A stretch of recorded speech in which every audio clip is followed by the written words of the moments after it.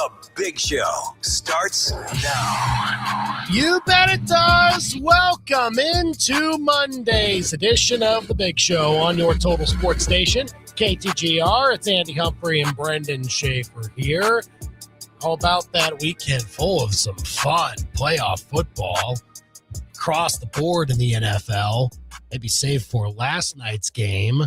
Oh, that sucked. Didn't get the memo that it should have been a one-score game, just like the first four. Oh. And we'll see, I guess, what happens tonight. Then, yeah. How are you feeling? I mean, you had to wait all weekend watching those man. games. I did. Just, trying to stave off the stress and the potential heartbreak that could be coming here soon. We'll get to our main takeaways from what we learned after Wild Card Weekend in the NFL here in just a bit. Mizzou basketball, well, they're not going to go undefeated in SEC play. Unfortunately, they did lose a game this weekend. How disappointed are we? Brendan said we should be disappointed. No, you know what else I didn't expect, though, Andy? What? In fairness? Yeah? 50% from the free throw line. Don't really go into a game expecting that either. That was bad. So we'll talk about that too. Mizzou men's basketball at 5:05. Get your thoughts in. Bill Connelly of ESPN also joins us at 4:25. We now know college football playoff championship matchup. So we'll look forward to that. We'll also ask Bill about what Mizzou's done in the transfer portal so far. Call or text us with your thoughts. 573-875-KTGR. We're on Twitter at KTGR Big Show. You can tweet us there. We're also live on YouTube now, youtube.com/@KTGR Sports, and live on Facebook, facebook.com/KTGR Big Show. Now, the Big Show's Big Deal. So now Mizzou men's basketball is 2-1 in SEC play. They went on the road to Ole Miss and could not come away with the victory. Rebels win 76-69. The Tigers shot 50%, yes, as Brendan said, from the free throw line. That was not a great number for them. And so Tigers will try to regroup as they host Auburn on Wednesday nights. That's a 6 o'clock tip-off once again. Pregame at 5:30 on KTGR. Mizzou women's basketball still trying to get on the board in SEC play. They've had a tough start to their conference schedule, though. And it's not much easier tonight as they take on number 21 Alabama, who is 16-1. Tigers and Tide will tip off at 6 p.m. tonight at Mizzou Arena. Pregame at 5:45 right here on KTGR. So we'll get you to that. And that is the Big Show's Big Deal on this 12th day of January 2026. Give us a call or a text at 573-875-KTGR to talk about the sports happenings from the weekend, which I think mostly was dominated by how awesome, in general, the NFL playoff games were, particularly Saturday. Wow. I mean, well done, Panthers. Nothing to be ashamed of for how they played. That was very well done by them. I'm sure they're disappointed that they couldn't get it done. Had a chance to upset the Rams, who are like a Super Bowl favorite in some circles, but couldn't quite get the last stop to come off with a win. That would have been awesome. But I think it is still better for the bracket. I think that the Rams are still alive because, oh my goodness. Yeah, a team like the Panthers, they're capable of that in one game and one playoff game only, kind of similar to how the Commanders pulled it off against the Lions last year, and then they move on to the NFC Championship game, and then they got nothing left. Like, it's just complete laugher. Better that the Rams moved on. It creates for a much more compelling divisional weekend. My gosh, though, the Bears.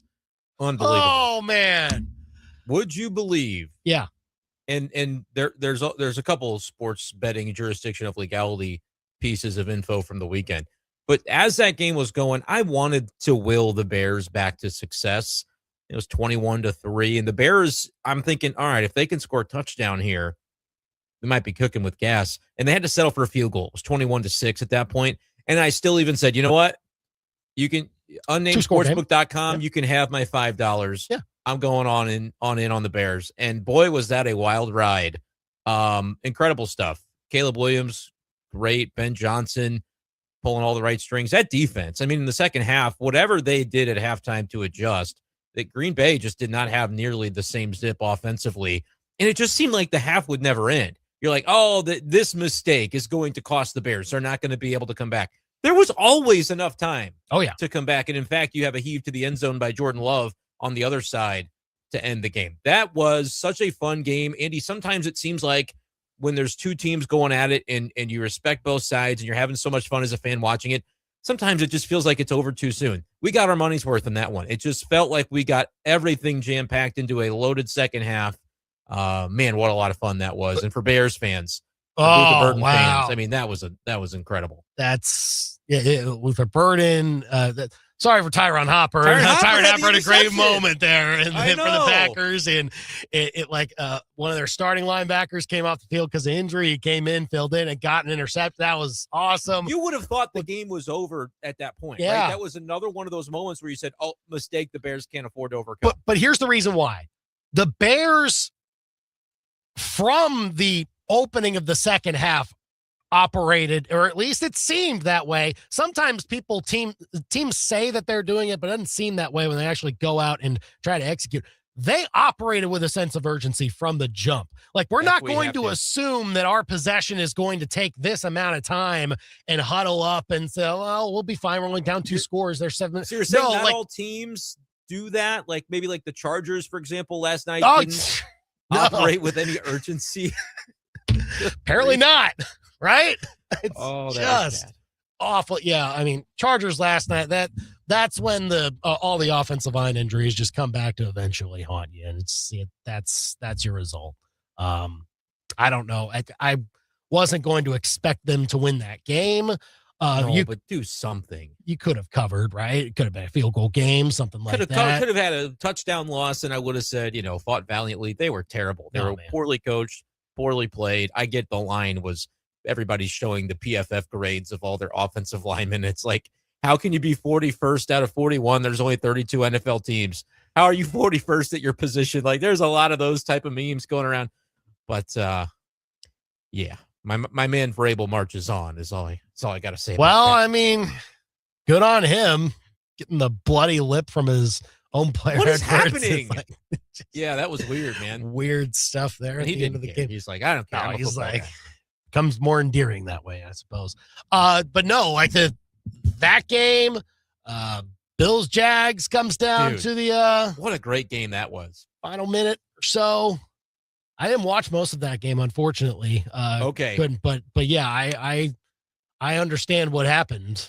Let me paint you this picture then. Yes. I don't know if you were able to catch the ending. No, I even tweeted at you about this. I saw, yes. This is a topic that I feel like you and I are going to be on different sides of the fence, but I just I cannot fathom the way that was handled by Sean McDermott, given how easy it would have been. It was 1st and goal from the 1, right? Mm-hmm. Yeah. All I wanted from Josh Allen with the Jaguars out of timeouts after the review, all I wanted was dive down to exactly the line of scrimmage, take 30 seconds, Bills call their first timeout. You've got 3 Josh Allen QB sneak opportunities to punch it in. And at that point, there's less than 20 seconds left. The game is over. Cam Little can hit from 70 as their field goal kicker. I thought that was horrific coaching that did not come back to cost Buffalo because Trevor Lawrence turned into bad Trevor Lawrence and threw a pick on like the first or second play of that drive. First play, yeah. Andy, with the way those two offenses were moving, I think Sean McDermott got bailed out by that play by Lawrence, because if he finds Parker Washington for 20 and they're at midfield, I think Cam Little's putting it in from 70. And so to me, that was horrific coaching that the Bills got away with. I know you're going to disagree with me, but I do not fathom how on this one. Here's the thing. When did the Bears score their go-ahead touchdown against the Packers? It was 30 seconds? No. What was it? It was like 1:43 left. Oh, yeah. And I think the Packers had a timeout. Okay. I don't know why we treat these two situations differently. Yes, the Packers had a timeout. well, because the Bills could have gamed it better. That's why we do it. Yeah. But in essence, it's the same concept. Do you trust your defense to bleed out 143 with however many timeouts on the other side? And it actually turns out disagree with you. Worked out for the Bears, worked out for the Bills. And here's the other thing. 1 minute left with no timeouts is actually a pretty favorable position for the defense because you don't get like middle of the field is still kind of not all that well covered, it would seem. Oh, I'm going to dice this one up. So here's you're putting this on a tee for me. No. These aren't the two same situations. No, Brendan. I'll let you finish, but then I'm going to go. Brendan. Here's the other thing. If you do not trust your defense to bleed out a minute against another playoff team when you have a 3-point lead, you do not deserve to win a championship anyway. You don't. You don't. What do you mean? Right. You do not. You take zero chances, even if you have Jason Kelsey's tush push with 1 minute to go and you're trying to do that. No, you take zero chances when you are down 4 and anything can happen in the NFL. Josh Allen on his 1 yard line when all he had to do was sneak ahead against the Vikings on the road and he fumbled it away and the Vikings got a touchdown for it and they won that regular season game. You are not taking any chances at all, regardless of time. You trust your defense, and if they are anything up to snuff, which the Bills ended up being, then they will move you on the rest of the way. You cannot win championships without your defense. And if you're trying to game the system to make sure your defense is off the field, then you don't trust them and you don't deserve to win a championship anyway. You're going to put them on the field. It's game theory. The Bears situation could not be more different. But the result ended up being the same. You can still stop the opponent anyway. And so why are you so afraid, Bills, to put your defense on the field? You're going to have to give me an opportunity to spell it out. Process over results, always. It was a bad process by the Bills, bailed out by a good result of an interception. The process where you're talking about, you to form your argument, you asked me about the Bears. The Bears scored from the 25-yard line with 1:40 to go. I understand. That is not remotely the same. You're trying to get a touchdown. But when you have the situation of... Bills are trying to get a touchdown too, by the way. Absolutely. But it's apples and a carburetor. You don't throw any chances away to get a touchdown on the field. You don't throw away any You don't throw away any chances to run a play or score a touchdown. Why did the Jaguars let them score then? What if the defense is getting the result they wanted? That tells you the answer to the question. Fine. Here's the difference. Put your defense on the field and stop them. Scoring from the 25 with 1:40 to go when the other team would then need a touchdown. A field goal did not tie the game for the Packers. Apples and oranges. The Bills, with the kicker who has the NFL record and the second longest field goal in NFL history, would be up by 3 with that individual having a chance to tie the game. Absolutely. Only tie, though. That's an irrelevant argument. Absolutely. No, it's not. Yes, it is. Tying the game is an unfortunate circumstance for the Bills rather than winning Go win the it game. in overtime. You're totally off with a fallacy on that. It's irrelevant. You're trying to win the game and give yourself the best chance. If you're on the 1 yard line, because they called Josh Allen a touchdown, that was a crazy play, but he did go down at the 1. It turns into a perfect scenario because to avoid the 10-second runoff, the Jags had to use their timeout. You had 50 seconds left, and Bills have timeouts to burn. You get you to the line of scrimmage. You don't even have to gain anything. If you run 30 seconds off, I'm satisfied at that point because we have seen 13 seconds be long enough to kick a field goal, let alone with the NFL record holder for the longest field goal. If you're on the midfield logo, they're sending out Cam Little with a shot. They got extremely fortunate because the idea that Lawrence would make that mistake, which is still like a plausible outcome, don't get me wrong, but the idea that that's a more likely outcome than Josh Allen fumbling, as you mentioned, he's done it before. You take that knee like they do when they don't want to lose yardage, and you go down and you do not give the opportunity. And if I would make the same claim about if you don't trust your defense, regardless of time, which time always matters. It's as a head coach, it's the only thing you should be thinking about. If you cannot, with 3 opportunities to plunge into the end zone from the half-yard line score, you similarly do not deserve to win a championship. So I don't even think. But here's the thing, like the Jaguars, game, your argument that the Jaguars would just let them score anyway. Well, why wouldn't they just let them score on second down at 17 seconds? It preserves as much time as possible that way too. Wouldn't. They're effed at that point. It's already done. Well, they would still probably do it because they're trying to preserve as much time as possible. Right. And then the game's over because within 17 seconds, they're much less likely to be able to do it than with 50. I mean, you're talking about Parker Washington, one single 20-yard pass gets them in the midfield. They can do that in 5 seconds also. They can. But if you bleed it down, Andy, you give them one chance to hit that play versus, let's say, the Lawrence interception is an incompletion. They've got 10 more chances to hit that play. Ah, man. Like your defense either way was going to have to make stops, and you have to put them on the field and trust them to advance you to the next round. Teams win these games, Brendan. I'm disappointed. Come on. Like Bills won. Yeah, they did. That was poor coaching. Steve says I'm with Andy. Not sure what Brendan is smoking. It's so simple. Like, come on. Like, it's seriously. When you're down 4, you take no chances. You use as many plays as possible to get into the end zone. If it wasn't that first and goal, if you would have had to do it twice to have it be worth anything, like let's say it was a minute 30 to go and you'd have to kneel it twice. So now you're on third down and you've only got 2 cracks at it. That's different to me. 3 chances though.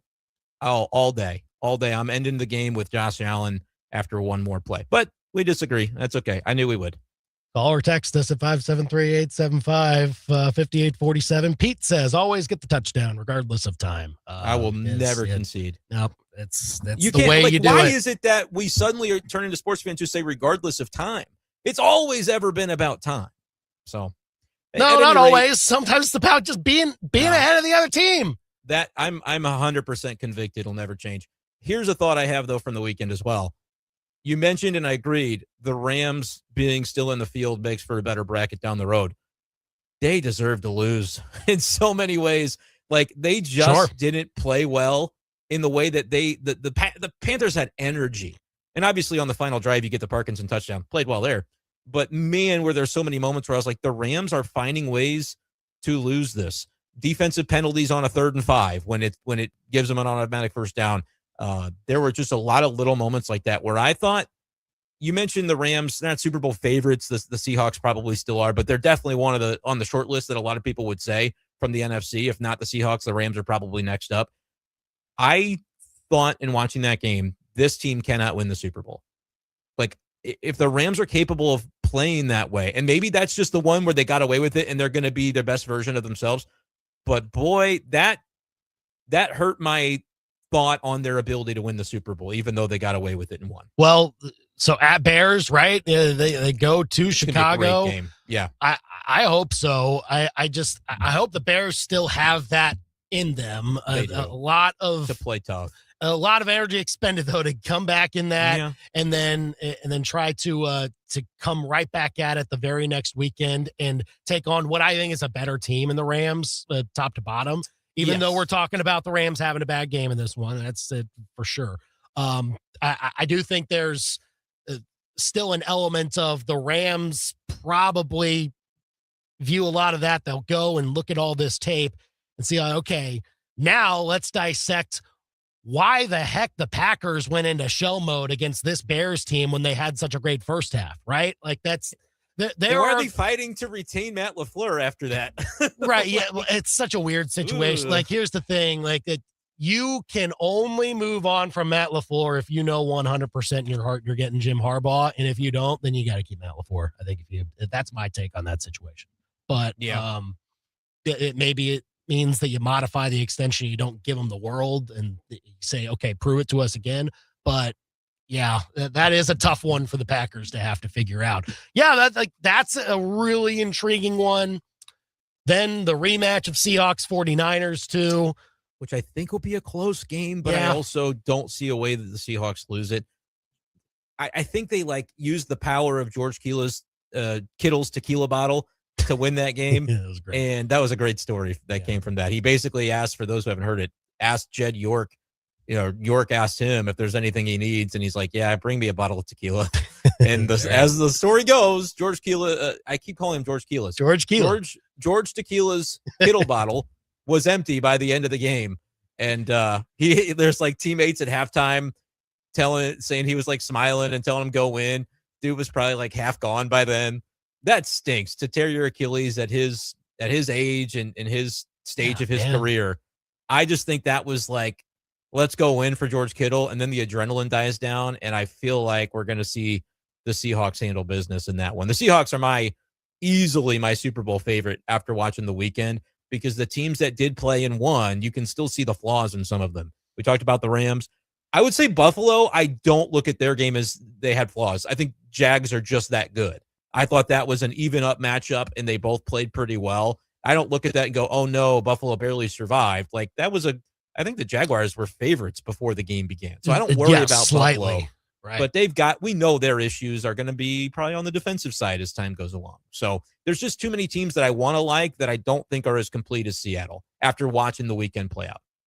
Yeah, Buffalo can go to Denver and win, no doubt about it. They're favored. I think what you can expect to happen. I hope they blast them, because that would blast Denver. Wouldn't that vindicate a little bit of the Broncos being fraud stuff? Yeah. Like, we know they're a good team, but that would be. I think so. Man, that would be fun. I would enjoy that. I would be happy for Josh Allen in that moment, and then if he, goes to the AFC Championship game and loses to Houston, I'd be great with that too. By the way, Houston can beat the Patriots. This is almost like you just happy. You just got to two-putt this thing. Just tap it in. All you got to do is tap it in, because I do think I would take Houston over New England, because as methodical as New England was last night, to me it was more about the Chargers. They just didn't have it. They're that anemic going in on offense. Patriots probably. Offense it didn't look great in that game. Drake May ran wild, but I don't know, dude. I think the Texans are sneaky with the path opening up for them if they just beat the dang Steelers. But that point spread's going down throughout the day. Well, it was 3.5. Now it's barely 3. Well, now if they get past this one, I get a lot. You're right. I get a lot more confidence for it, because if they are, my whole question is, okay, are the Texans going to be able to score when they need to? I have no worries about how their defense is going to play tonight. None. I agree. They can get to Rodgers. They can frustrate Rodgers. They can force him into the throws that he doesn't want to take. We might take pity on a 42-year-old Aaron Rodgers or whatever he is. Yeah, we might be going, oh, this isn't fair. Right. And so I don't have much worry about when Pittsburgh has the ball, but when Houston has the ball. But their offense has been cooking. A little bit. Here's the thing. Against the good defenses, I'm not so sure. When they need it, I don't know if I've been all that confident in their ability to get it done. Even though I would argue, is Pittsburgh a good defense? And I would probably say not really. They've got probably the best defensive player in the NFL, though, and that might be all it takes. Yeah, but their secondary is. I get it. Generous. I know. And they were generous to the Ravens at the end of that game. So, again, Houston's got to try to exploit as much as possible. Flowers is still running, actually. Give Stroud the amount of time that he needs to throw. And, yeah, I think they can be okay. But then I feel that way about most other potential opponents for the Texans. Like, okay, if that works against the Steelers, okay, then that can work against the Patriots too. And then, on down the line, they frustrated Josh Allen when he went to Houston earlier this year. So, there is absolutely a domino effect of, okay, get this one, and then you can really see the momentum keep rolling into round by round. And they could play a home game. Oh, yeah. Before it's all said and done. They won't next week, but yeah, championship game, they could. Yeah. AFC Championship would be in Houston if they're facing Buffalo. I don't know how to feel about any of this. Dude, really not used because I don't have the fandom, I'll say it. I am really confident in Houston. I think I'm gonna play the -3 and even though they've never won a road playoff game in their history. I might play like an alternate -9.5. Give me 27-17 or 27-16, something like that. Yeah. Okay. Well, keep that confidence for all of us, for all of our sakes. Here on The Big Show, KTGR and the KTGR app, 875-KTGR. What were your biggest takeaways from Wild Card Weekend? We get the thoughts of Bill Connelly of ESPN on the CFP semifinals and how we feel about the championship matchup now between Indiana and Miami. That's next here on The Big Show. The Big Show with Andy and Brendan continues next on your total sports station, KTGR. I stopped smoking with Mark Patrick's hypnosis when nothing else worked. 1 year later, my wife Michelle and I attended the Mark Patrick weight loss hypnosis seminar. In 2 months, lost 43 pounds, and she lost 18 pounds. And we feel great. Hypnosis, only $59.99.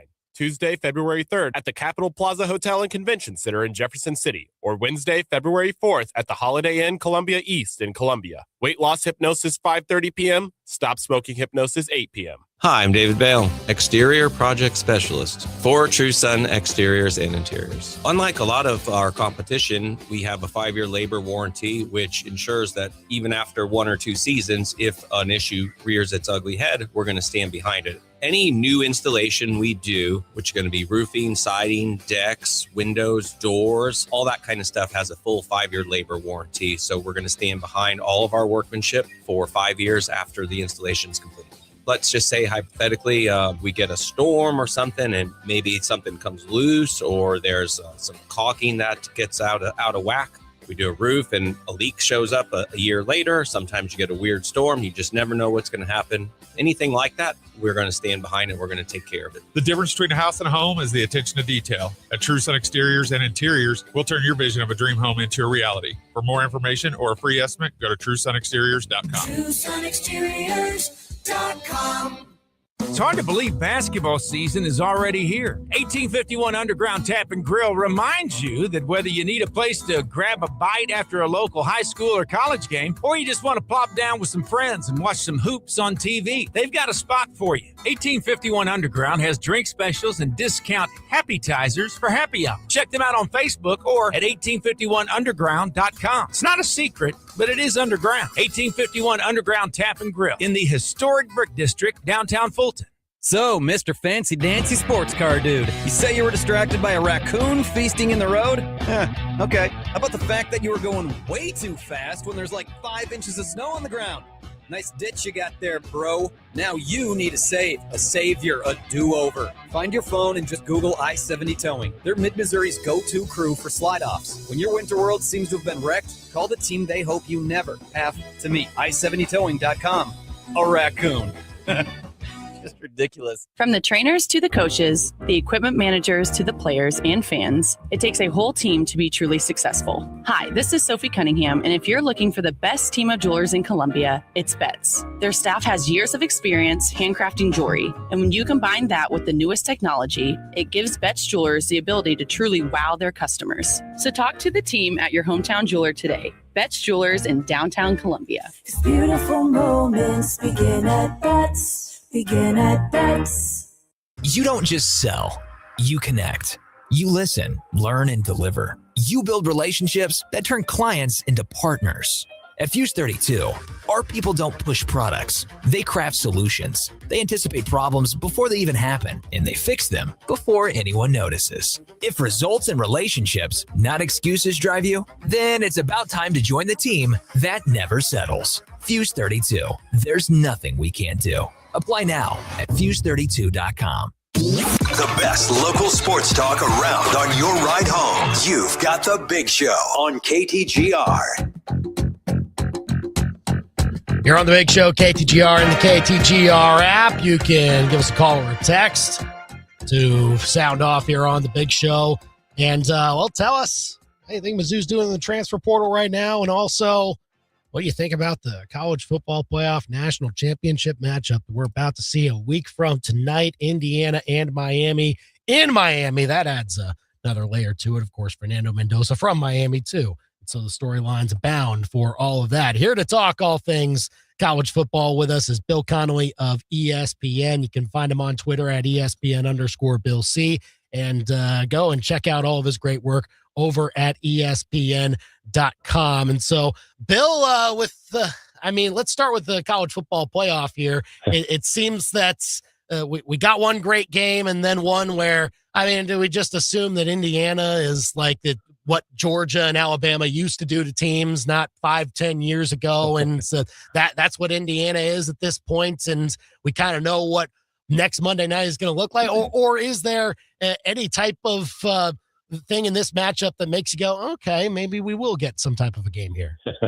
Yeah, I mean, as crazy, as hard as it is to grasp at this point with my SP Plus ratings, I mean, Indiana's 22 Georgia at this point. And it's never going to make total sense, but here we are. And, I think, they deserve to be favored. SP Plus has them by like 11 points and a little higher than the line, but not too much. And I think it's just going to come down to line of scrimmage. I mean, if Miami can win those battles, they can at least kind of tilt it can help them break even at the very least. So many of the other advantages go to Indiana, but if they can hold their own there, and I mean, if you can do it against Ohio State, you can probably do it against Indiana, but it's going to be hard, and they have to win the line of scrimmage if they have a chance.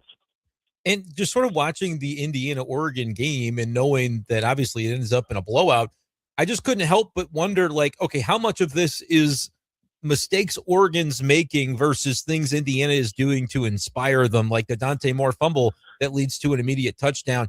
How do you kind of look at the fact that, yeah, at the end it was a total blowout, but it was kind of some weirdness, a pick six at the very beginning that sort of inspired it going that way? I don't know if that plays into, obviously with the metrics, they're going to be able to look past some of that stuff, but I'm just kind of curious how you thought with the way that it played out. Yeah, I mean, Indiana was a better team, obviously. The timing, like I did get to go to the Peach Bowl and seeing just the timing of that passing game, especially Mendoza never throws late, is always just in rhythm. It's pretty incredible. And they were going to win that game. But yeah, Oregon's mistakes and the fact that, I mean, this has been kind of a story all year. Indiana, there were 4 fumbles in that game, 2 by each team. Indiana recovered all 4. It would have probably taken all 4 the other way for Oregon to have much of a chance. But they did, it didn't have to be that bad. And that does, it probably goes without saying, but I mean, Miami obviously you can't give any charity points here. You can't make mistakes like that. You have to play a super clean game, which they did against Ohio State, very much didn't against Ole Miss. But if they can play that clean and penalty-free game like they did against Ohio State, that is a major hurdle there that they can clear. Bill Connelly of ESPN here on the Big Show, KTGR, and the KTGR app. It just seemed that with the back and forth punches that Miami and Ole Miss were dealing to each other, and certainly like Ole Miss was seen as the underdog in that game, but clearly showed that they've got the offense to hang with just about anyone there. Just curious how whether Miami in that certain game showed you exactly what they were about. And yeah, as they move on into this one, what more we might have to see in order for them to actually match up with this Indiana team. Well, I mean, I think the first thing is if you get a coverage bust like they did against Ole Miss a couple times, you better take it. And they did in those games. This is not a big play offense at all. They nibble, convert third downs. Just really, they love those 8-minute drives. And it's going to be real hard to win with 8-minute drives against Indiana. So any breakdown you get, any deep ball where your guy has a half a step, you better absolutely take advantage of that. And that was key to beating Ole Miss. On paper, with SP Plus, it was a toss-up, and I was kind of mad because the score was almost exactly what was projected before Miami's last touchdown. I almost had it exactly. But Miami has overachieved against projections in the playoffs. So has Indiana, and it's just going to be whatever opportunities you get, you cannot let them pass because Indiana just doesn't. Indiana never lets the same thing beat them twice, and you're just going to have to find so many different things that work for you. Bill Connelly of ESPN here on the Big Show, KTGR, and the KTGR app. With speaking of Ole Miss, Mizzou now has one of their former quarterbacks, Austin Simmons, going to be in the quarterback mix next year. Most believe that he'll be the starter, and that's right to assume, it would seem, at least for now. But as you've kind of seen that addition in particular, and now Mizzou in the transfer portal, what they've done so far to retool their roster, how you've kind of viewed their approach to it and what impact some of these guys might have for next year. Yeah, I mean, Simmons was interesting because he's the exact opposite of the Prbula transfer. And maybe not, at this stage, we didn't know quite what Prbula was. He ended up being a pretty high floor guy, not a very high ceiling necessarily, especially with the pass. Simmons is like the exact opposite. Massive ceiling. But when he got hurt, he was still learning what he could and couldn't get away with. He did throw some picks. Even against Tulane in the playoff, he comes in when Chambliss is banged up for a minute. He makes 2 or 3 nice passes in a row and then has a sack and strip fumble go against him. So it really, that's one. If you trust your offensive coordinator, your quarterback's coach, and you can kind of really hammer away at the weaknesses and the mistakes in the off season. I mean, dude can make every throw in the world, and your upside is pretty immense. It has been kind of interesting. Not that he's signing nothing but unproven youngsters in the portal, but there have been a lot of guys. I guess really it's whatever kind of inefficiency you think you can find, but there have been a lot of guys with high potential and less proven track records this year. And, maybe those guys end up clicking, but it'll be interesting. Bill, when you put that together with, Chip Lindsey as the offensive coordinator, it was certainly going to be 2 pretty important new additions to this Mizzou team and how they mesh together. How do you think that complements maybe what Chip Lindsey wants to do, or how they want to use Austin Simmons, and what combination of the two you kind of see with that? Well, I mean, you think about, the bird in hand here for Missouri next year is the running backs.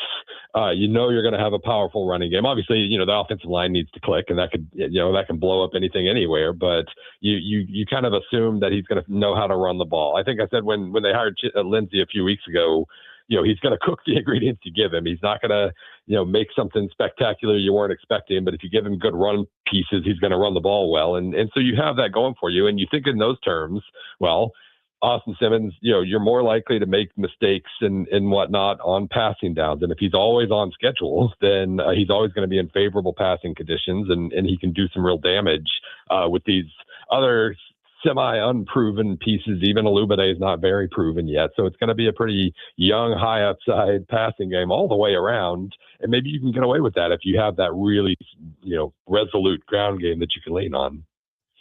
Bill, I'm curious for some of your other thoughts on what's been going on in the portal. Obviously, it was less chaotic than it might have been with Damon Williams going back to Washington, but obviously big quarterbacks still moving on for what we can assume are large sums of money. Your thoughts on kind of the LSU circumstance, and obviously Oregon finding their quarterback earlier this week?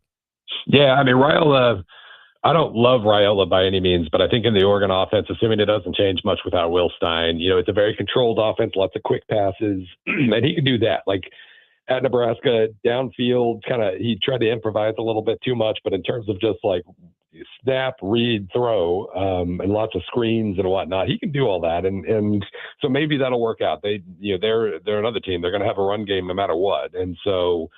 He lands in a really favorable spot. It feels like a downgrade from Dante Moore, if we're being honest. But then again, we didn't know what Dante Moore was capable of a year ago either. So maybe he thrives in this new system. But that was the most interesting one to me. I didn't know if that was going to be something Oregon was really interested in doing or not. I kind of.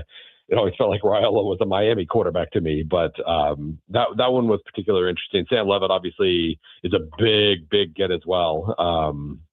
And we'll just have to, we'll have to see the quarterback.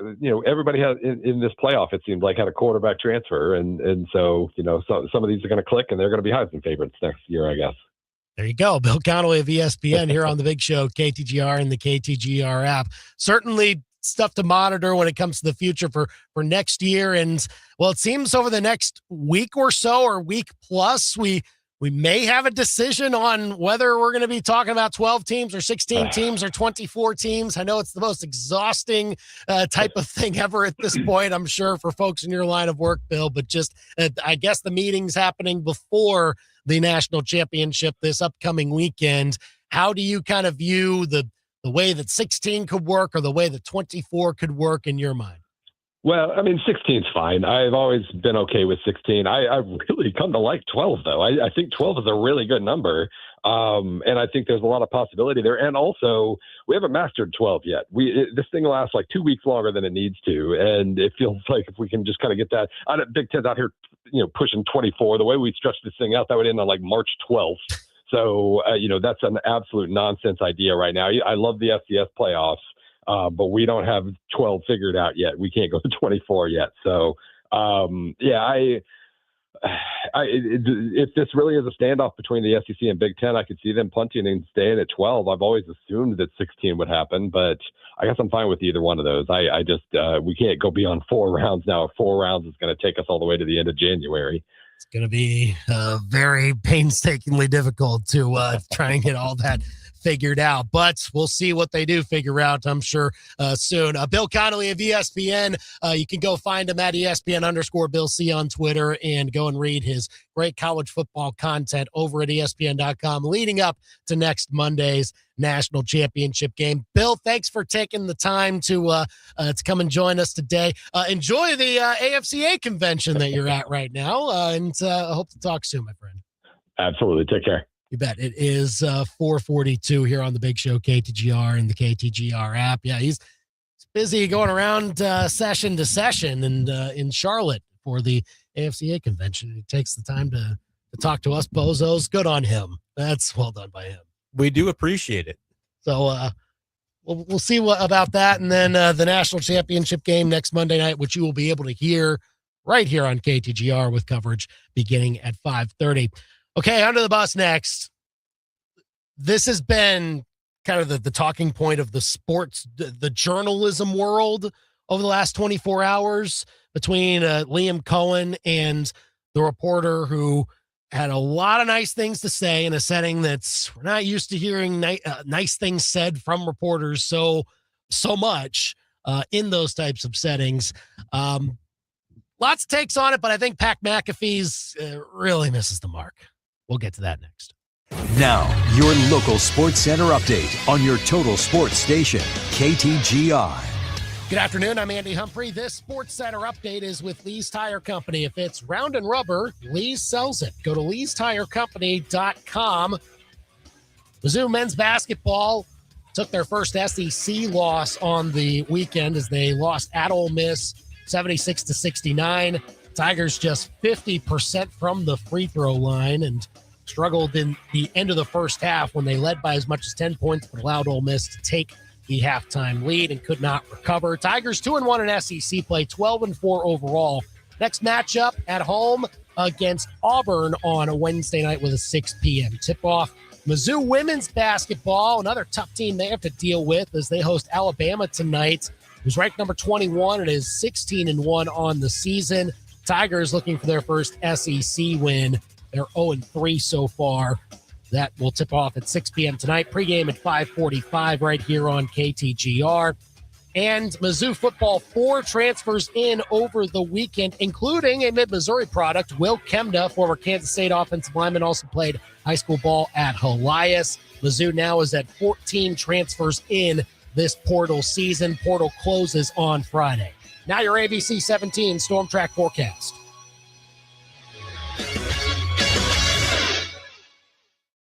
I'm ABC 17 Storm Track Chief Meteorologist Jessica Hafner. I'm tracking mostly clear skies tonight, dropping down to about 35, and tomorrow it's going to be breezy and warmer. We'll see highs in the upper 50s, near 60 degrees. We'll see increase in clouds through the end of the day with showers moving in after sunset. We're left with chillier temperatures for Wednesday as we struggle to get to 40 degrees, even colder temperatures by Wednesday night as we drop down into the teens. I'm ABC 17 Storm Track Chief Meteorologist Jessica Hafner, and that's your ABC 17 Storm Track forecast on your total sports station, KTGR.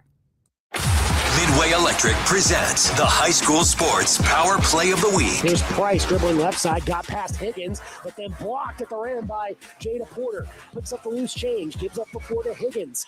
Now back to Porter, drives inside. Porter, floater up and in. Jada Porter, great body control herself in the fast break. 15-point lead for Rockbridge.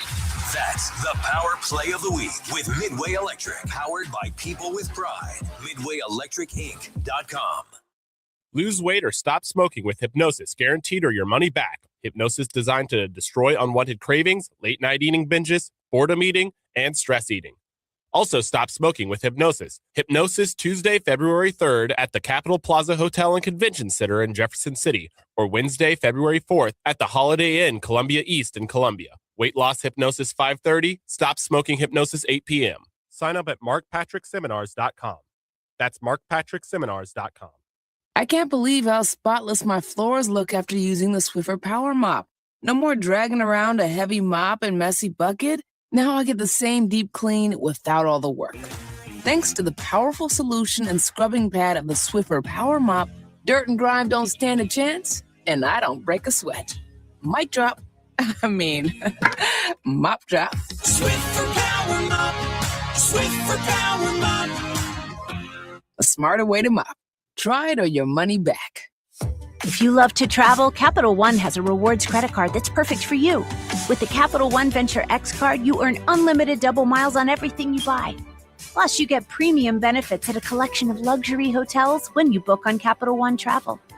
And with Venture X, you get access to over 1,000 airport lounges worldwide. Open up a world of travel possibilities with the Capital One Venture X card. What's in your wallet? Terms apply. Lounge access is subject to change. See CapitalOne.com for details. Hey, y'all, it's Molly from Billiards. Everybody I know is happy to say goodbye to 2025. So we're hoping for a fix in 26. And we hope you'll come see us at Billiards. That may sound cheesy to some of y'all, but who cares? At Billiards, we love cheese. We love bacon, too. And cheese and bacon make everything better. We believe that to be true. Look on down for burgers and beer. Billiards on Broadway. We serve 525. Hi, I'm Sarah Sticklin-McDonald. And I'm Charlie Sticklin with the Sticklin & Sticklin Law Firm. And I'm Mizzou Softball's Natalie Touche. At Sticklin & Sticklin, all we do is personal injury. We've earned millions for our clients since 1991. On the diamond, I trust my team. Off the diamond, I trust Sticklin & Sticklin. Don't let the insurance companies strike you out. Let Sticklin & Sticklin go to bat for you. Sticklin & Sticklin, it's a home run.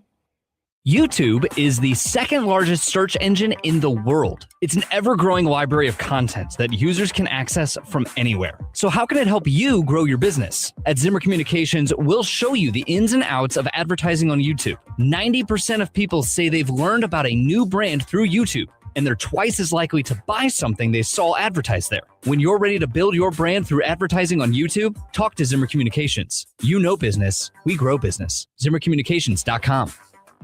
I'm Missouri Attorney General Catherine Hanaway. When severe weather hits, scammers often follow. They may pose as charities, jack up prices on essentials, or offer fraudulent home repairs. I'm committed to protecting Missourians from those scams. If you've been targeted or suspect price gouging, report it to our office at 800-392-8222 or online at ago.mo.gov. Paid for by the Missouri Attorney General's Office. Back to more of the biggest sports stories in mid-Missouri. You've got The Big Show on the KTGR app. It's time to go under the bus on The Big Show. Okay, so there was a weird and, I mean, we can be honest, kind of awkward moment in Liam Cohen's press conference. A lot of people are calling it awkward. Some people are calling it nice and awesome, including Adam Schefter, and make that what you will. But there was a reporter who was essentially taking about 20, 25 seconds, not even asking a question, just essentially congratulating Liam Cohen for what was a great season for the Jaguars. I mean, they go from not last in their division, but pretty close to last all the way to first. It was a good season for the Jags. First good year for Liam Cohen. But like during the press conference, and it's usually that's when the hard-hitting questions get asked, and and there's been this whole big debate about whether that was the time and place, whether it's okay. I wonder how you kind of fall on it, Brendan. I think I know, but you might be thoughts surprised. on it. Yeah, I do think whether it's media, sports writers specifically, I do think we get a little self-important sometimes. I don't think this is the end of the world when this happened. I thought this is going to cause a divide from people that kind of understand the industry versus don't, because a lot of people do view it as, oh, that's nice. Like, she was trying to lift his spirits, and, I don't know how he took it. He I think, softened up as she spoke. It was a little strange not to ask a question after it. Like, that was the whole thing. It was more a comment. I don't know if there's context before that or not. But I think she's like a local AP writer the AP writers often serve a different role. Like it's not quite the same as beat writer. She's been doing this a long time. Like it's not like anyone was just let into the press room. I don't like the way that it's been portrayed, that they just let some Joe Blow in to give a compliment like she's a fan. I don't know what their relationship is. I don't know if Liam Cohen knows her, from throughout the year in reporting, and if they've got a rapport to where, she felt like that was the thing to say. It was definitely a little bit off in terms of knowing the industry, and that's atypical of it. But I also didn't think it was the end of the world. I do agree that it's weird that Adam Schefter would be front and center praising it, because I think he's lost a lot of his kind of, people say, well, kind of what's your role anymore when it comes to reporting versus just being fed information and kind of being the mouthpiece for it. So that I did think was a little bit notable. It's all about kind of the role and understanding it, but none of the discourse has surprised me. You were just wanting to hone in on the McAfee aspect of it. Yeah, right? I mean, because McAfee, I think, has taken this to a degree that is just not helpful. McAfee's out here saying that he says it's awesome, and the people who disagree with him, and he mainly pointed out the journalists saying, oh, they don't like sports anyway. Come on. Yes, they love sports. That's why they're writing about sports all of the time. And this just is this is the pinnacle of online discourse and in group of sports media versus not, but sports fans think a lot of sports writers are stodgy and have a stick up their butt. Yeah. And that's not fair. You do have a job to do, and there's a characterization as to why you have to do it that way that is not widely understood by the sports audience nowadays. Yeah. It's just not. But for McAfee, who is probably the biggest name in sports media, but was also a player, so doesn't really have the media background, it's just where we are as an industry. And like I said, it didn't bother me as much as it maybe did some other media folks. But I also, McAfee is talking out of his backside with a comment like that. But not one iota of this discourse surprises me. It's going exactly, once I saw the clip, I said, I bet the discourse will be something like this, and it's gone exactly that way. Everyone, you think of certain people and what their opinion might be, and you've been absolutely right at every single turn. I'm just standing back and watching it burn on this one. That's my stance, baby. Okay. I kind of am too. I do know that if I were in that press room, I'd want to sink into my shoes a little bit. I would have gotten secondhand embarrassment. Yeah, kind of good. In some ways, it's good for her, because do what you want. Nothing matters. As sports writers, we're adhering to these rules that we think should be there. I hate to break it to my fellow sports writers. They don't actually exist anymore. It's not I think more of them should than are adhered to. But we see this kind of stuff happen, and it's this isn't even in the 1% of bad stuff that is going on when it comes to media/social media, journalistic integrity, and the like, that is just taken as gospel out in the world today. This didn't even scratch the surface, but I understand why sports writers in particular are irritated by it happening. So the other part of Under the Bus today involves a different Schaefer, not you. Okay. Vic Schaefer, head coach of Texas women's basketball. Yeah, Uncle Vic. Took their exactly. Spells his name a little differently, but does he? Yeah, just one F. Only one F. The new Rockies manager, I think, is the same as me. Is he? So I call him Uncle Warren. There you go. It's Warren Schaefer. Well, anyway, we'll get some free tickets then. Come on, let's go to Colorado. Vic Schaefer coached. He coaches Mizzou women, or not Mizzou, Texas women's basketball. They took their first loss last night at LSU. They go to South Carolina next, and Vic Schaefer doesn't like that. He said it went on a rant about the fact that they have to go back-to-back games to LSU into South Carolina, and said this, quote, "It really has a stench to it," end quote. And I say to Vic Schaefer, cry me a freaking river. Mizzou's opening SEC stretch has included Texas, at Kentucky, who is number 6, at undefeated Vanderbilt, who's number 7. And tonight they take on number 21 Alabama that just beat Kentucky. They only have 1 loss. The combined records of all of Mizzou's first 4 SEC opponents is 67-4. That's their combined record. Cry me a river, Vic Schaefer. You do not get to talk. Like, come on. You're part of the reason why this league is so darn good. Oh, I know you had to honk the horn. I'll talk to Uncle Vic, and I'll get it. Okay. All right. Let me talk to him. All right. Very good. It's time for the sweetest thing in sports on The Big Show. Sophie Cunningham Classic, once again, a great success this past weekend. Bunch of great girls basketball programs at the high school level coming into the state of Missouri and putting on the showcase. Posted the picture on our Twitter as well, on KTGR's Twitter. Jill Nagel, head coach of Rockbridge, was sporting an Indiana Fever Sophie Cunningham jersey as she was coaching. That was pretty darn cool, too, to have that. And so, well done all around, everyone involved with the Sophie Cunningham Classic. Sophie and Lindsay, main organizers of it, of course, doing an excellent job once again after 4 years of putting on the event. All right, up next, we talk Mizzou men's basketball. So how much are we sounding the alarm bells after this loss at Ole Miss? That's next.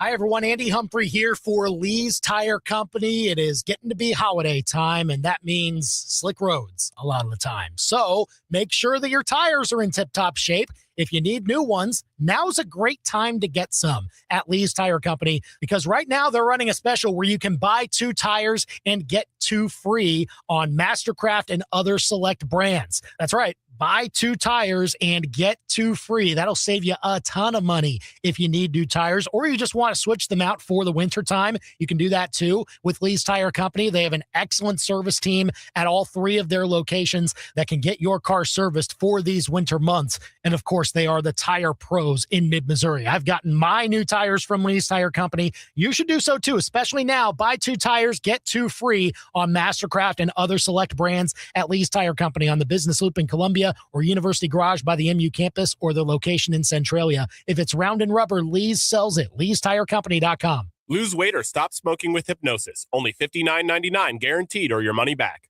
Stop smoking without cravings, irritability, or weight gain. That's right. Don't just cut down, but stop smoking once and for all. Also lose all the weight and let Mark Patrick Hypnosis destroy unwanted cravings. Hypnosis, Tuesday, February 3rd at the Capitol Plaza Hotel and Convention Center in Jefferson City, or Wednesday, February 4th at the Holiday Inn Columbia East in Columbia. Weight loss hypnosis, 5:30 p.m. Stop smoking hypnosis, 8 p.m.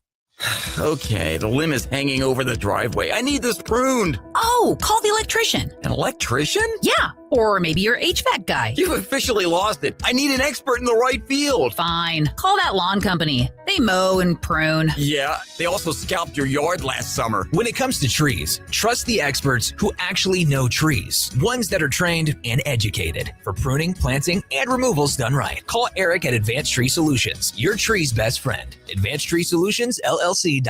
KTGR AM Columbia. KTGR FM Fulton, Columbia. K286CL Columbia. Mid-Missouri's total sports station. KTGR.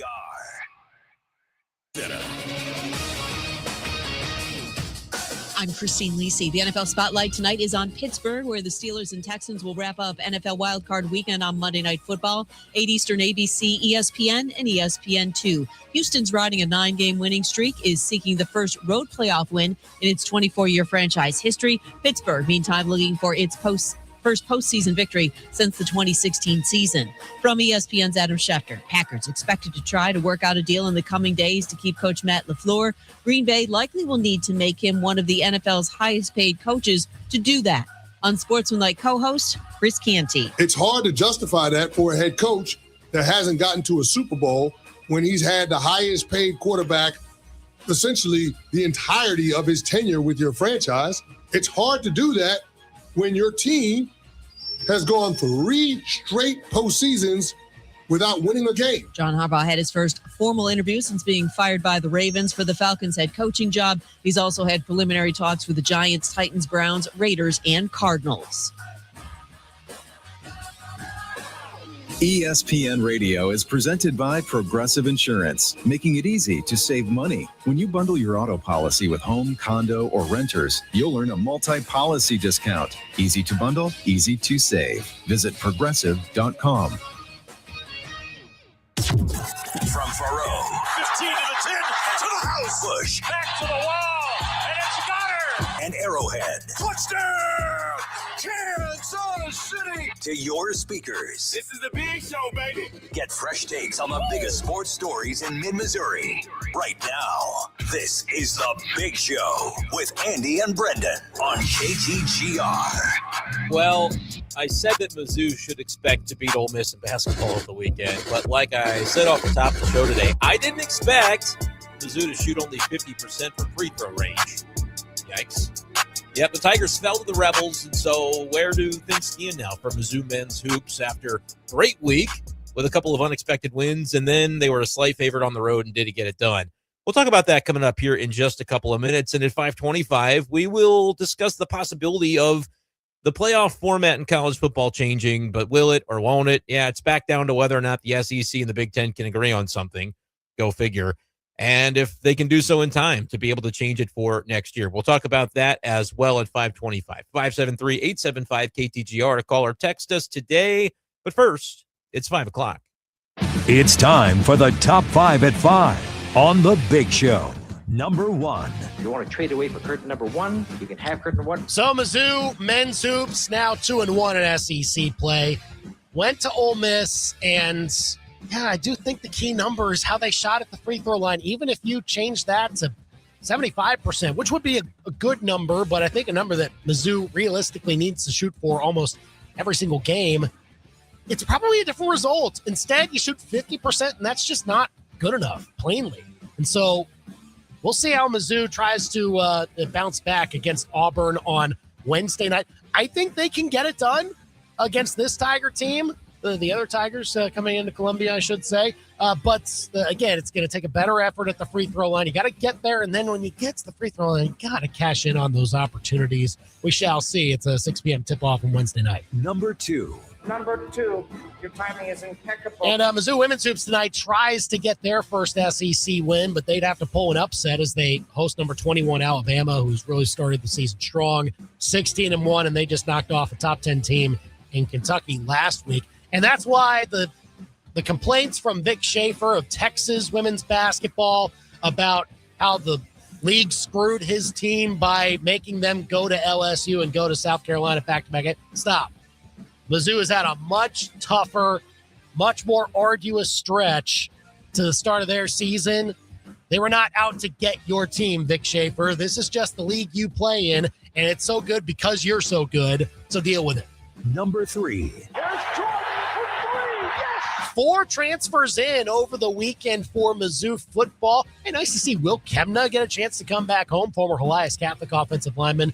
Went to college ball at Kansas State before entering the transfer portal this offseason and coming to Mizzou. A lot of other guys, all from the state of Florida, added this weekend. A transfer from Miami, Florida State, and Florida. Seem to be more on the younger side, too, and that can also kind of fill out the roster transfer portal-wise for Eli Drinkwitz. We'll see how maybe some of these long-term plays work a little bit later on in the season. But Mizzou up to 14 transfers now, and it's open for one more week. We'll see how much more they add. Number 4.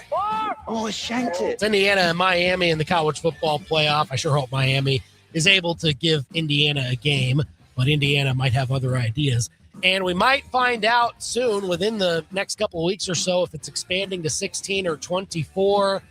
Oh, man, please don't be 24. Number 5. What did the 5 fingers say to the face? Slap! Brooks Koepka gets to return to the PGA under its returning member program. I guess they couldn't say, look what the cat dragged in program. That's the Big Show's top 5 at 5 on KTGR. 875 KTGR if you want to call or text us. They were trying to come up with a name, but make sure they weren't too harsh. So they came returning up with member program. Returning is very member funny. program. Is that Yes. new? Is that It's a new brand program? new? So it's basically the come on back, live guys. Not all live guys. It would seem. Did you see this release from the PGA today? Their commission. So here's essentially what it is. So Brooks Koepka gets to come back. And he has to like forfeit a bunch of the earnings he would get from the equity program that's new in the PGA. It was kind of the response to a lot of the large numbers that the live guys were getting. And so it was a way for PGA players to get a little bit more. But here's the thing. It's only open to golfers that have won the Players Championship or one of the 4 majors from 2022 to 2025. So Koepka's one of those, and there's only 3 other golfers that would be eligible to come back to the PGA through this program. Bryson DeChambeau, Jon Rahm, Cameron Smith. That's it. So why? Did they come up with those terms specifically to exclude anyone in particular, do we think? Or maybe, but seems like a random. But wait, there's more. Okay. They have until February 1st to decide if they want to do this. Okay. Or February 2nd, I believe.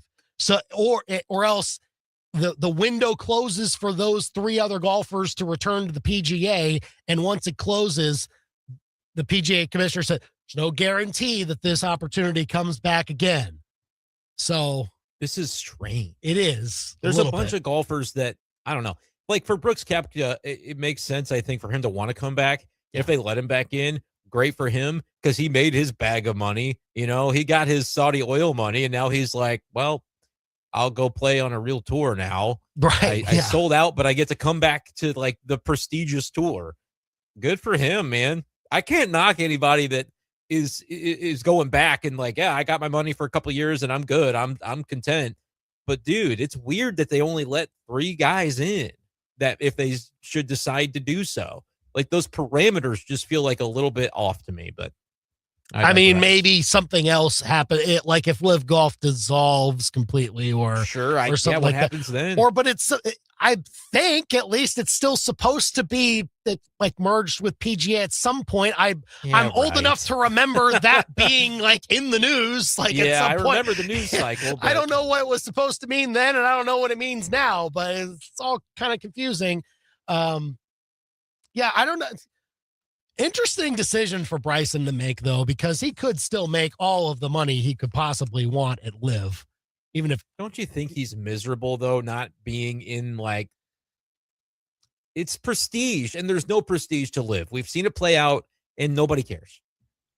Yeah, I mean, he is way far down the rabbit hole though of trying to build up team golf, if you will, which is what Live is, and so he's an innovator. I mean, he's got a different kind of way about him that he may not mind it the way that it's gone. Like he kind of is to Live as what Rory McIlroy was to the PGA when everybody was leaving. Like he's so far entrenched in this stance to where like any type of reversal one way or the other, even semblance of it, is going to really be noticed. And so like that's the tough part for Bryson. But yeah, I don't know. Could be very, very interesting. If he leaves, then Live is absolutely done. Yes, I agree with that. But yeah, that'll be interesting to watch here. Brooks Koepka coming back to the PGA under some interesting circumstances. 875-KTGR if you want to give us a call or a text. All right. Dennis Gates and co. went to Oxford, Mississippi, and yes, they did. Shot 50% from the free throw line. Well, that's good. That's a good amount to shoot. It's half. I mean, you round up. They basically made them all. I guess did better than I could, maybe at the free throw line or something like that. I would not say the same. I don't know, Brendan. Like, get 10 random people around in sports media and put them at the free throw line. I think we shoot a similar amount. I will let you know this. This has happened before on radio. It was in St. Louis when I started bragging about my free throws and somebody challenged me. Yeah. And I did a video. I think I eventually took it down from YouTube, but they said I couldn't do it. And I think we agreed on 70 out of 100. And I walked in cold, 71 out of 100. That's obviously, I would think in practice, these guys would be beating 71 out of 100. But I would say this, if not for, I have a baby coming tomorrow. If not for that. Yeah, congratulations on that, by the way. Thank you very much. I don't know how much we've mentioned that on this show. No, we talked about it briefly and then never again. And now here we are. But I would be lobbying to get myself to Columbia for a free throw contest with these guys at practice. I would be totally open to it if not for that. Man. Because if nothing else, Andy, maybe the embarrassment of only beating the 5'7" pudgy kid by a few free throws out of 100 would be enough to get them into gear when it comes to free throw shooting. I do not think it's overreacting to think it's pitiful the way they have shot free throws. And you do this for a living. And like we can say that now because it's NIL. This is what you do for a living. Make your free throws. Embarrassing. Well, it's an absolute embarrassment. Yeah. There's the only way to say it. James is saying to free throw practice take place today. This is what frustrates me. Yes, they practice free throws. Yes, they do. I'm going to always zig where someone else zags. No, but here's the thing. Every college basketball program, every basketball program from middle school on up practices free throws. Like it happens. It is largely, when you get to this level, it is largely based on the personnel you have and how well they are at shooting free throws once they get to this spot, and how it translates from practice to the actual game is a lot more unpredictable. Absolutely. It's just like it. Yes, they practice free throws all the time. It's not happening in the games. I assume you're right. I don't watch their practices. There have been times this year where I've wondered, what do they do at practice? Oh my gosh. But they started playing a lot better against Florida and Kentucky, and it was clear that, you know what, the personnel does make a big difference. I would say, though, that additional prioritizing free throw shooting would not be a bad idea because it's terrible. You cannot go, like, I just don't understand this. That's where the stoginess comes in for me in the sports media. Why is your stance when they are horrific free throw shooting and it arguably costs them the game, not, yep, they should probably figure out a way because to practice keep probably doesn't change it. Like they're the players that, like, the players are what they are. Eli Hoff said this last week on our show. At this point, they are what they are as free throw shooters. Like that's as well as they're going to shoot. They can maybe get a little bit better. I can't explain why Anthony Robinson is at 66%. You cannot free be a throw guard shooting. Of Like, his can't in shooting 66%. Just cannot. Embarrassing. I don't understand it. So then, because of that, because you know what your players are as free throw shooters, you have to adjust and see, okay, how do we make it up? I think one of the ways you have to do it is you have to maximize the chances for the good free throw shooters and minimize the chances for the ones that aren't so good. So here's the thing. Mark Mitchell is just going to be is what it is. He's actually not been terrible at the free throw line this year. He's just under 70%. If he can get above 70, I'd be happy with that. And that's going to be what he is because everyone's going to foul him. And you just live with it. He's probably going to shoot 10 a night. If he gets 7, I'll take it. Jacob Cruz is 81%, but he's only gotten 37 attempts this year. T.O. Barrett is 84%. He's only gotten 13 attempts this year. Find a few more ways to get those guys to the free throw line, and maybe the percentage comes up a little bit more. Yeah. And make sure that you get those guys a chance at the free throw line, and preferably not Sean Phillips, right?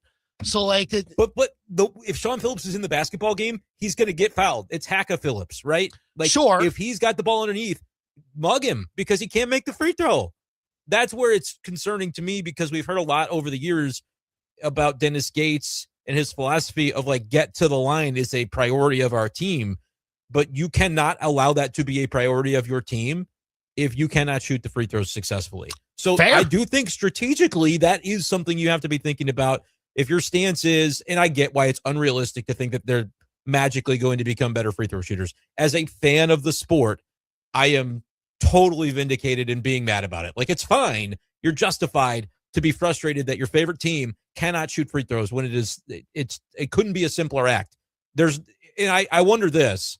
I was talking with Grant, old producer Grant, about this earlier today. Mm-hmm. Is there a play in sports as a fan that's more frustrating to watch your team not succeed at? Like a standard run-of-the-mill play. I'm not talking about I hate it when they don't make a Hail Mary. Those are hard to do. But just a standard regular aspect of a sport. Yep. What do you have? Extra points. And so that's exactly what he said, is like field goals, chip shots. Right. Extra points should be automatic as well. I do have the caveat of like, I don't know if I went out and kicked 10 extra points, how many I would be able to make. Yeah.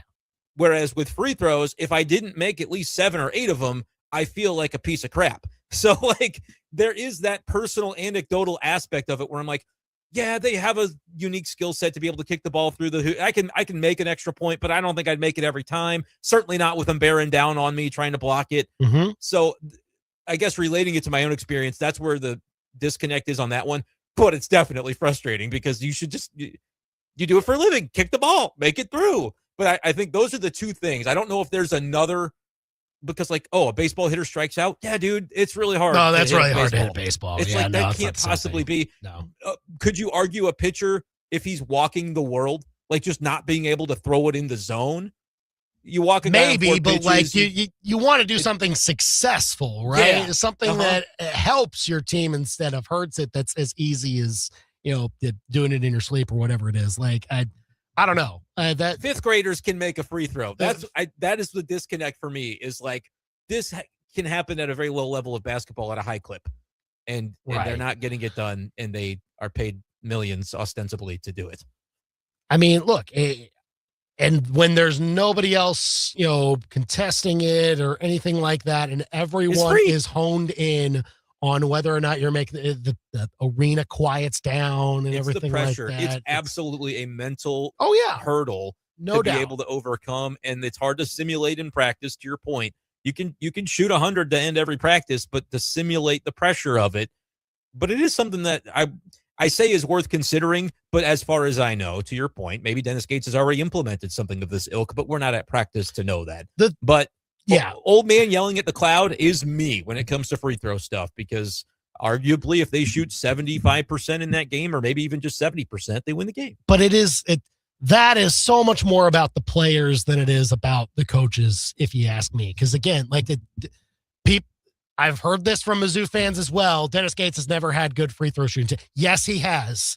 He has, by the numbers, had very good free throw shooting. Yeah, exactly. Nobody was like watching again, like the year one of Dennis Gates, Mizzou was, pretty good. let's see, 42nd in the country in free throw percentage. Next year, the year they went 0-18 in conference. That's why I said nobody was watching. They were 7th in the league in free throw percentage. The pressure was off. They also didn't get to the line as much, and so the very next year, when they all of a sudden got to the free throw line a bunch, they were a little worse than that. They were 73%, which was 146 in the country, but that was still almost a full percentage point above the Division I average. I would argue they were bad last year when it counted. Anecdotally, it felt like they were bad when they needed them. And then this year, they are a bad free throw shooting team. But here's the difference, because Dennis Gates has not changed his practice procedures when it comes to practicing free throw shooting when he had the good teams and when he had the bad teams. The difference is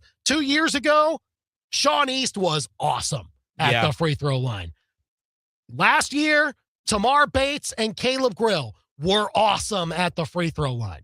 This year, nobody's awesome at the free throw line. And if they are, they're not getting to the line as much in the case of Cruz and T.O. Barrett. So, like, that's the problem. Like, we're not seeing the guys that are getting to the free throw line as often as they are making the most of those chances. Stylistically as a team, to do well, you need Mark Mitchell driving the bucket because he's trying to make the layup, but they're going to contest and they're going to hack him until he can prove he can regularly make them. And Sean Phillips is almost unplayable because of his inability to make a free throw. And I really do genuinely mean that. What's the point of having him out there other than defense and rim protection? If you can't, lob factors there. Like I do think on offense he can't even make the layup. But then he dunks it. Like he made some dunks in the Ole Miss game. I would instruct my team to form tackle him through the ribs and get him to the line, because he will not. I think if he had to shoot 10 free throws a game, if he's making 5 of them, I would take the under. And that would be my plan if I'm playing Mizzou and Sean Phillips is out there and say, look, free possession. We can limit Mizzou to, what do you average on a points per possession in college basketball? Whatever it is, I can probably limit Sean Phillips in Missouri to 1.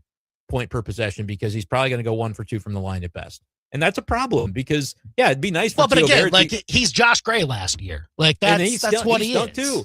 It would be nice for Theo Barrett to get to shoot a bunch of free throws, but Theo Barrett is not in the situations where he would get fouled. And so the big. Okay, so put him in more of them. That's what I'm saying. Like, let him drive the lane. I agree. So, there's that aspect to it. And look, the main reason why is because they did not replace the production that they lost at the free throw line with Tamar Bates and Caleb Grill. That's the reason why.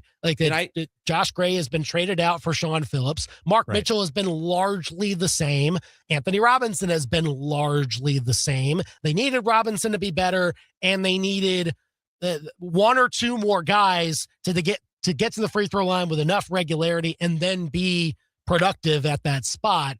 And that has not happened. And so that's why they are right now 334th in the country in free throw percentage. It's bad. It's not good. I know we didn't mean to spend the whole segment talking free throws. No, but it was my main takeaway from the game. Oh, it should be because it stunk. They make 5 more free throws and it's a different game. Even if they shot mediocre at the free throw line, it's a different game, right?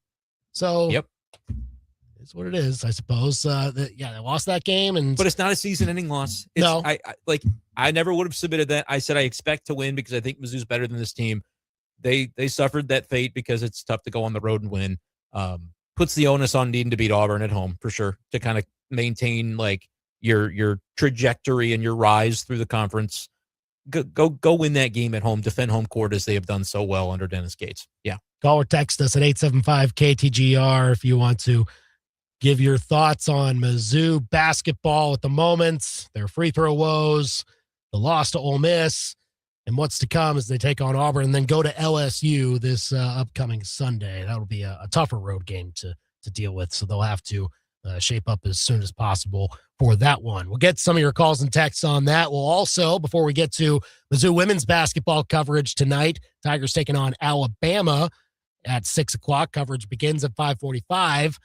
We'll talk about whether we'll be discussing a 16-team or a 24-team college football playoff field in the near future.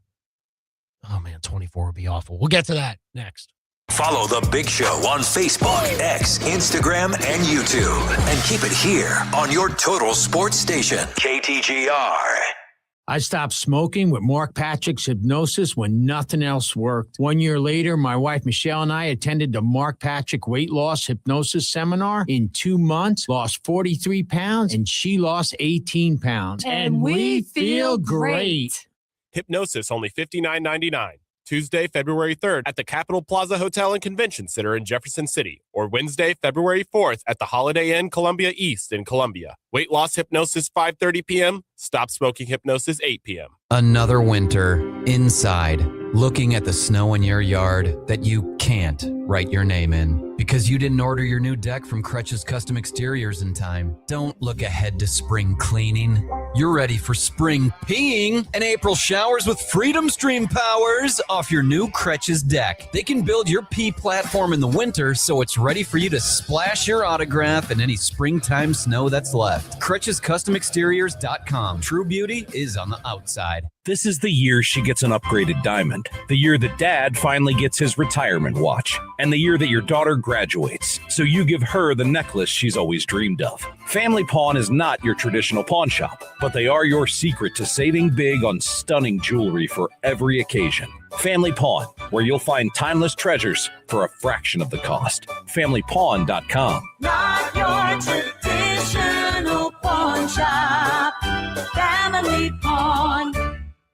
Life has many sweet sounds, whether it's being enchanted by the coo of a baby, enthralled by the refrain of a favorite song, or even enlightened by a celebration. Hearing connects, informs, and engages us with the world. At Hearing Aid Consultants, helping people hear better is our passion. Set your hearing baseline now so you don't miss the sweet sounds of life. Hearing Aid Consultants in Allmaker Repair Lab. We are here for you today so you can hear tomorrow. HearingAidConsultants.com. So, Mr. Fancy Dancy Sports Car Dude, you say you were distracted by a raccoon feasting in the road? Okay. How about the fact that you were going way too fast when there's like 5 inches of snow on the ground? Nice ditch you got there, bro. Now you need a save, a savior, a do-over. Find your phone and just Google I-70 Towing. They're Mid-Missouri's go-to crew for slide-offs. When your winter world seems to have been wrecked, call the team they hope you never have to meet. I70towing.com. A raccoon.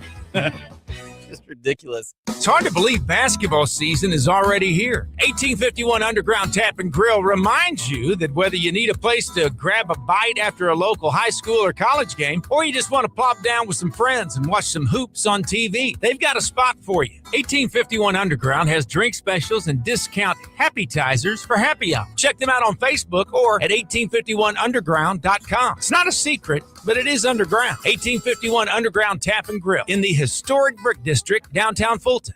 Hey, y'all, it's Molly from Billiards. Everybody I know is happy to say goodbye to 2025. So we're hoping for a fix in 26. And we hope you'll come see us at Billiards. That may sound cheesy to some of y'all, but who cares? At Billiards, we love cheese. We love bacon, too. And cheese and bacon make everything better. We believe that to be true. Look at on down for burgers and beer. Billiards on Broadway. We serve $5.25. They can't shoot it straight on the golf course, but they can shoot straight on the biggest sports stories in mid-Missouri. Back to Andy and Brendan on The Big Show on KTGR. Well, give us your Mizzou basketball takes. Good and bad. 875 KTGR. We know on the free throw shooting. Yeah, on the free throw shooting, it's mostly bad. We know that to be true. Well, and my takes are probably bad, but I just can't let it go. Oh, you mean like the... Yeah, like me complaining this much about free throw shooting, you will say, well, that's just, get over it. Dude, it matters. Well, I won't stop you this year. Like, this is the year where it has really dropped off. Past years, not so much. This year, though, it's an issue. It is, I think, cost them this past game. Could potentially cost them another one or two if it does not change. James says in high school the entire team ran when we missed free throws in practice. Yeah, like that it happens everywhere. I don't think Dennis Gates' team does not practice free throw. Like, no, but they can always stand to do a little bit more. Well, again, what's it going to change when you can't simulate the situation of the 15,000 sets of eyeballs watching you as you try to make the shot, whether they're screaming in your face or they're just sitting silently? Both situations are not ideal. Got to practice like you play somehow, but you're right. Like, it's what at a certain point, what are you going to do? No, I get it. I understand. 875-5847 if you want to give us a call or a text to tell us your thoughts on Mizzou basketball. Again, Mizzou women's hoops tonight. Alabama, the opponent. Tigers trying to get their first conference win. But, again, they've dealt with a very tough start to the SEC season. And this one might be, of the 4 games they have started with, the easiest one that they could potentially get. Home against number 21 in the country. Oh, wow, what a break from cakewalk. 3 top 10 teams to open up the season, 2 of which, when you face them, they were undefeated still. It's a tough league. You might have to remind certain coaches it's a tough league. So, but we'll see if they get the memo. We'll see if Mizzou is able to maybe get a good key victory for Kelly Harper and company. So again, we'll get you to that coverage at 5:45 with tip off at 6. In the meantime, let's talk about what Heather Dinich of ESPN is saying about the potential of college football playoff expansion. If it's going to happen for next year, then we're going to know about it within the next couple of weeks. The deadline is next Friday. That was a deadline that had already been extended from December 1st, and I don't think they're going to extend it again. They're going to decide within the next couple of weeks whether they're going to go to either 16 teams or 24 teams or stay at 12. So I had seen from Heather Dinich, I believe this was her report, that basically Big Ten wants to say, hey, we'll do 16 this year as long as SEC agrees down the road that it'll get to 24. I think that's the general consensus, it would seem right now, which from the reporting. I kind of cringe at, because I'd rather why would we want to not let 16 play out for a while before determining if it needs to ever get to 24? Right. I mean, people could say that about 12, right? Like you might. 12 has been pretty good. Some would say this has been a pretty good playoff. You're going to have some blowouts. I mean, Indiana's really freaking good, but you know what? We lined up with some pretty fun games as well, and that Ole Miss Miami game was an all-timer. That system worked okay this year. I felt like, yeah, you'll have some blowouts. It's college football. There's always going to be some teams that just are doing it a little bit better than some others that year, and you might beat them by 17. Oh, but yeah. I'd be okay with 16. The argument for 16, and I know we shouldn't do this, like based upon what we just saw to determine what we should do for years to come. But like Miami wasn't in the second to last rankings as a team that would have been in the field. Mm-hmm. And they're playing for the national championship next week. That tells me that the teams in that 13 to 12 to 11 range often are about as good as the teams in the 10 to 9 to 8 to 7 range in the rankings. And so slippery slope, you got to cap it eventually, but 16 I think I would be okay with, but I wouldn't want it to go beyond that. In this world of NIL and transfer portal, that has become more true than I think in any other past years, right? Just the middle of the top 25 is dangerous. Anywhere in that range. And the resumes are subjective in between 15 and 11. No doubt. It's like razor thin margins in a lot of cases. Yeah. So, I mean, I get that argument. There is still that veil of exclusivity that's hard to lose grasp of, especially for the hard-nosed college football fans. And so, like, I would love to just see 12 for the same amount of time that we saw 4 and be like, okay, we can talk about 16 again, but let's have some clear data as to why it can help, why it can grow our sport, and ultimately help all of the programs involved when we do that. Instead of just like having it be this power struggle between 15 individuals that are in a room and just they're deciding what the entire college football world now has to adhere to. And it may not be for everyone's benefit. It certainly won't be for everyone's benefit because we don't have a college football commissioner that oversees to make sure that as few people as possible are hurt by any kind of changes down the line. So like that's what needs to get ironed out. I mean, 16, I'd be fine with 16. Got to figure out like calendar wise how you can make it work. I do want to know, like, if you're going to 16, does that mean the 1s and 2s are playing the first weekend, or are you doing that weird structure that they threw out there of like, there's a first playing round and then the second, then you get to what's now the first round. And like, what are you doing? I would be okay with the weird structure, but you're right. Calendar would become a big question. Yeah. Like I would be okay with when you're saying like the veil of exclusivity and rewarding the top teams, one, not having to play that game, I think can be a benefit. Although the bye teams in this current iteration of playoff have been a rarity to find success. I mean, Indiana obviously is fine, but I do think that that's an aspect of it too, where it's like, I don't know, would depending on how they do the calendar, would you even want the extra rest? Coaches would probably say, yes, give me the rest. But I would be okay with finding a way to game it to where like the top team or two, I don't know what the math would be on the bracket, would get a bye. But at the same time, like the calendar becomes a huge question at that point. So is it even worth it? Yeah, because you do need the top teams to be playing for something to continue to have the regular season. And maybe if you're keeping conference championships through this, those got to matter more. And I don't want to see Indiana face, well, I guess Indiana James Madison would have been interesting specifically this year. But like, I don't want to see the top team face the group of 5. Like, I don't really need that. But I guess we love it in basketball. So maybe I'm contradicting myself. Well, yeah, I think it's harder to see those in football than anything else. And so maybe it doesn't happen much in hoops either, or whatever. Sure, but they play 4 of them a year, and it's no, twice. I understand. Yeah, it's still a hard thing to do for those teams. I think sometimes in basketball, like their bounces can kind of go the underdog's way a little bit more often.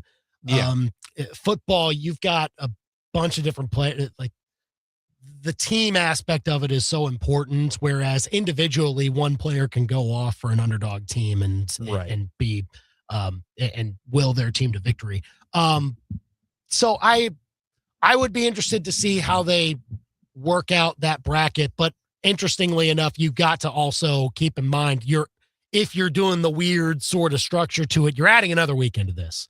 And it's like, I don't think there can be any way, unfortunately, to protect the Army-Navy window so it's the only game that week. I think you would have to put playoff games there. I don't see any other way around it. As part of the day. Yeah. You can have it be in the same time slot. You can put a playoff game in the morning and one at night. Then that gets into the territory of, well, what if either Army or Navy are good enough to be in the playoff? And all of a sudden they got the game there. Like, ask them what they genuinely, you want my answer to that? Ask them what they value most, I guess. Okay. Because and you know where the precedent for this is? When they play the Celebration Bowl in FCS, that is the historically black university national championship, essentially. And there have been examples of teams that would prefer to play in that rather than the FCS playoff, because that's how meaningful it is to get that showcase. So I guess that would be the answer to that question. True. And I think Army-Navy would probably pick the same decision, to be honest with you. I think so, too, in the right year. Like it almost happened this year. We're about maybe 1 or 2 steps away from Navy actually getting to that point. Having a look. Yeah. But I mean, especially if you expand the field, like there's more of a likelihood of that happening. And then how does the calendar adhere to it? Please no 24. Please. That would change. You can forget exclusivity. You can throw that out the window, and you can take the regular season and basically say, doesn't matter as long as you're in the mix, because it'll be that Drinkwitz model, right? The model where you're doing play-in rounds. I think is like the modified 24 is what they would go with, which is like earnestly better for Mizzou. Like Mizzou would have a better crack at the playoff. I get it, but I don't, it wouldn't mean as much. It wouldn't be nearly the same. That to me is going to we've already blurred the lines between how college football looks compared to the NFL. And that to me would I don't think they want the lines blurred, if I may. I think SEC and Big Ten in particular want them to be modeled after the NFL because that's where the money is. But as a college football fan, I like that it's another thing. It's a separate entity. Exactly. For now. It has to be different and have its own thing. So allegedly the meeting's on Sunday, the day before the national championship game, when most of this legwork might be done to finally getting to a decision. But seems that there's steam picking up for a 16-team model. We'll see what that means for 24 down the line. You can call or text us with what you think about the CFP model, 573-875-KTGR. So, Brendan, you're going to be leaving us the rest of the week. Yes, I am. Good reasons, though. Yes. Maybe number 2 coming tomorrow. Yep. So be sure to say hi to Dakoldis to Eva do it Schaefer if once he comes out. I haven't announced the name, but you somehow guessed it. Guessed correctly? Did I? Wow. How'd you know? I mean, it's just intuition. I don't know. I know you and say like you want to create as great of opportunities for your kids as possible. Exactly. Yeah. So when they inevitably become Division I athletes, you want to make sure they're as marketable as possible. That's the forward thinking ahead. So You'll get the name at some point and you'll enjoy it. It's all good. You don't even know gender either, right? No, but we've got like a whole flow chart. You know? Oh, okay. Like if X, then Y. It's like a whole thing. Yeah. How extensive is it? Is it like the It's Always Sunny meme of like? It's exactly what it looks like. Yep. Except it's all on like a phone app, so it's not even really like we don't have the board up in our home, but yeah. I imagined you were gonna like wheel it into the operating room, and then right then and there you could decide. But I don't know. I don't know what rules there were for that. I think that's got to violate some sort of stipulation or another. So probably avoid that. The coldest to ever do it. That's pretty good. That was what the 3 or 4 years because he went. Whatever happened to that guy? Did he go to Nebraska? He went to Nebraska, I believe, and then the Coldest Crawford was his name, right? And immediately, a heating and air conditioning company picked him up. Oh yeah, and that's what NIL is supposed to be. So that's exactly what you got to think about nowadays.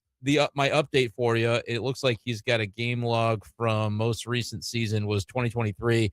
Had 2 receptions with Louisiana Tech against Nebraska. So Hey, there you go. So that's his most recent contribution. Well, not the coldest to ever do it, apparently. Well, like you probably get more than 2 receptions in your career. Your kid coming up Mine will be. Yeah, exactly. So again, Godspeed to you and Emily, and we'll see you back very soon. Yes, sir. Go and enjoy once again, adding to the happiest days of your life. Happy for you, and we'll see you on the other side. Yes, sir. And thanks for joining us today. Ending a little early. We'll get you to Mizzou women's basketball coverage in a few minutes as the Tigers take on Alabama with a 6 p.m. tip-off. And we'll see you tomorrow at 4 o'clock. He's Brendan. I'm Andy. We're done for now.